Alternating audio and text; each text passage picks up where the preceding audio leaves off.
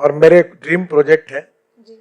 और वो नागपुर के रिंग रोड पर 50 किलोमीटर मैं गया था झकोस्लाविया स्कोडा कंपनी में, और वहां जाकर मैंने देखा कि वहां इलेक्ट्रिक की बस है।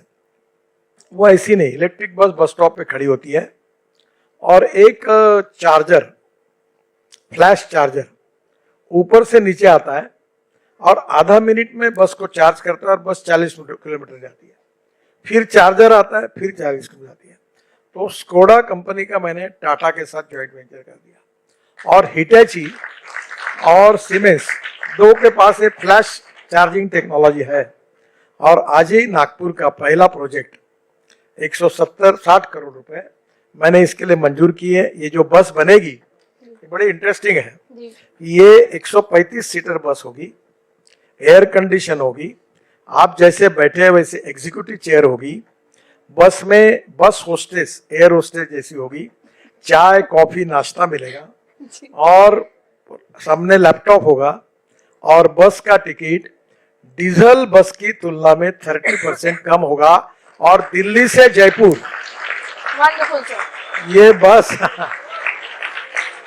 जैसे ये नागपुर का प्रोजेक्ट सक्सेसफुल होगा तो दिल्ली से जयपुर मैं बस शुरू कर दूंगा। और आपका डीजल बस जो है ना, जिसमें हॉर्न छोड़कर सब बचता है, वो बस के टिकट से 30% सस्ता आपको पहुंचाऊंगा।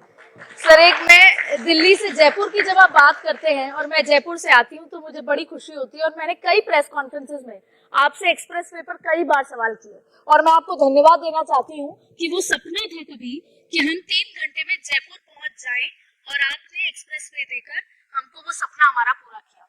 लेकिन इसी के साथ जुड़ा एक सवाल है, मैं गुड़गांव से लेकर नोएडा रोज जाती हूँ और मुझे उस सड़क पे जाकर मजा आता है, लेकिन एक पैच ऐसा है जब मैं रोज शायद ऑलमोस्ट रोती हूँ, वो है जो महिपालपुर वाला इलाका। एम्बियंस मॉल से शुरू होता है महिपालपुर, और वहां का जो द्वारका एक्सप्रेस है उसका भी आपने इनॉग्रेशन किया।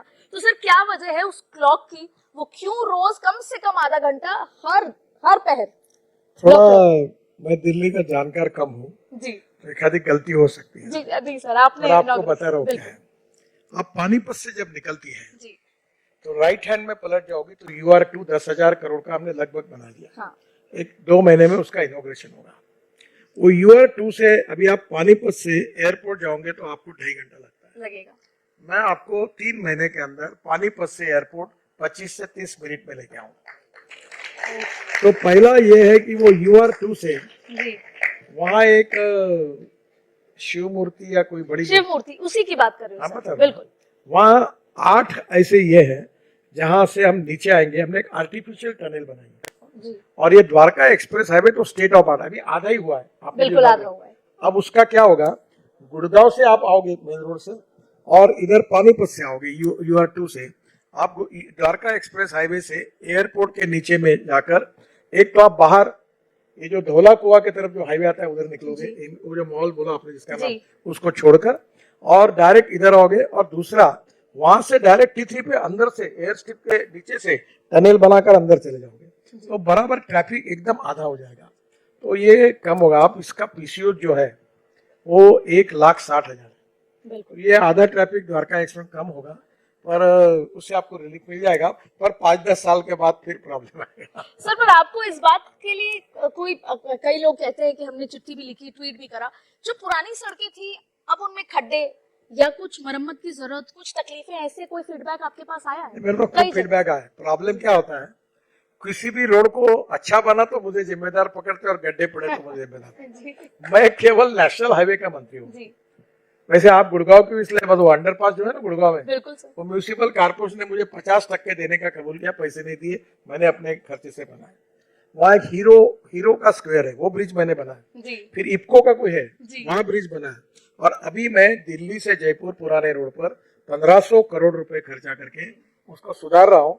बहुत अतिक्रमण है, प्रॉब्लम है, और मैंने देश में 2 रोड के कारण बहुत गालियां खाई। ये जयपुर का पुराना हाईवे और एक हमारा मुंबई गोवा का, ये बड़े मुझे एक बड़े तकलीफ देने वाली बात है। अब इसको भी भारी बरसात के बाद एक सर आम लोगों से जुड़ी एक समस्या है, वो आज आपसे खुल के समझेंगे। टोल, सड़कें अच्छी हैं तो टोल महंगा है, और ये अगर एक्सप्रेस वे का जिक्र करें, और जब भी इंस्टाग्राम खोलते हैं हमें वो टोल के मीम्स नजर आते हैं। तो मैं ये समझना चाहती हूँ कि टोल को लेकर जिस तरीके से लोगों में एक बात आई है कि जब सड़कों 2 साल हो गए, इनका मुआवजा पूरा हो गया, फिर भी टोल लिया जा रहा है। सर असल में मुद्दा क्या है टोल को लेकर?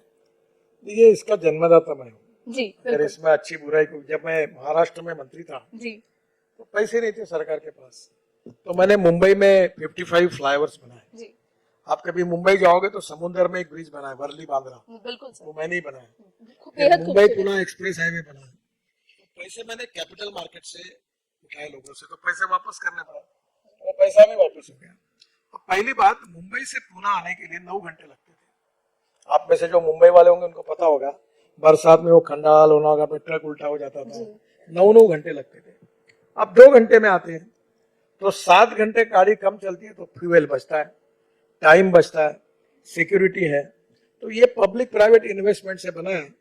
अब देखो मैं आपको बताता हूँ, मैं देहरादून जाने के लिए यहाँ से 8 घंटे लगते हैं, 9 घंटे। अगला आने वाले साल के 1 जनवरी से मैं आपको गारंटी देता हूँ कि दिल्ली से देहरादून 2 घंटे में जाओगे, दिल्ली से जयपुर 2 घंटे में जाओगे, दिल्ली से अमृतसर 4 घंटे में जाओगे, दिल्ली से कटरा 6 घंटे में जाओगे, दिल्ली से मनाली मैं एक नया रोड बना रहा हूँ, वो रोड पे आप 8 घंटे में जाओगे, और बेंगलोर से चेन्नई 2 घंटे में जाओगे। अभी मैसूर से बेंगलोर 4.5 घंटे लगते थे, अब 1 घंटे में हुआ।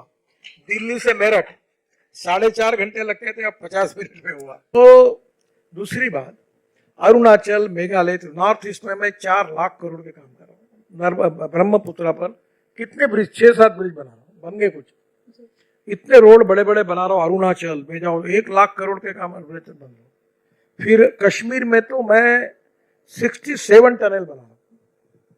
केवल जम्मू से श्रीनगर के बीच में हमने कम से कम 23 टनल बनाए, और झोजिला टनल कारगिल के नीचे में, आप देखने के लिए जरूर जाइए। आशिया की सबसे बड़ी टनल है, 11.6 किलोमीटर, जिसकी एस्टिमेटेड कॉस्ट 12,000 करोड़ थी। हमने पैसे बचाए, वो 5,500 करोड़ में हो रही, करीब 6,000 करोड़ उसमें। जेडमोर टनल, मुझे एक कहना है कि ट्रैफिक कहाँ ज्यादा है?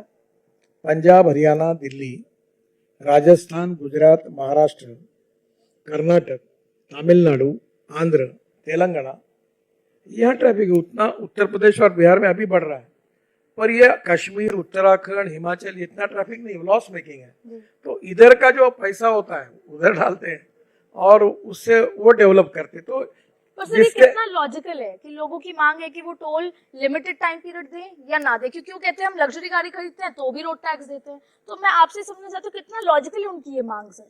ये मैं मजाक में, अभी बहुत से कार्यक्रम में, ये आपके टीवी के प्रोग्राम में मुझे पूछते हैं, जी, और योगा से ताज पैलेस